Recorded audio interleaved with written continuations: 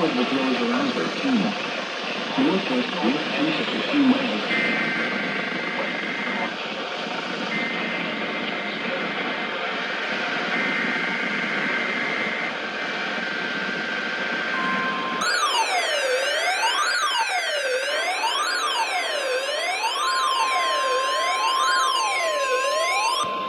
This is a test of the National Weather Service weather radio warning alarm for the KHB-59 listening area of northeast Florida.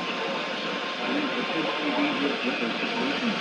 Special wind receivers and all miles be activated to warn the intending house. These receivers are running on the tip of the National Weather Service to Wednesday between 11 to 1. Warn areas of weather.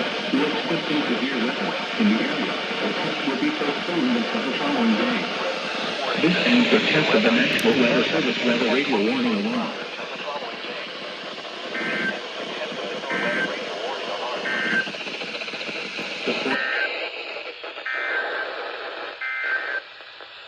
A winter weather message. Following this is the weather in the following counties in Pennsylvania, Lawrence.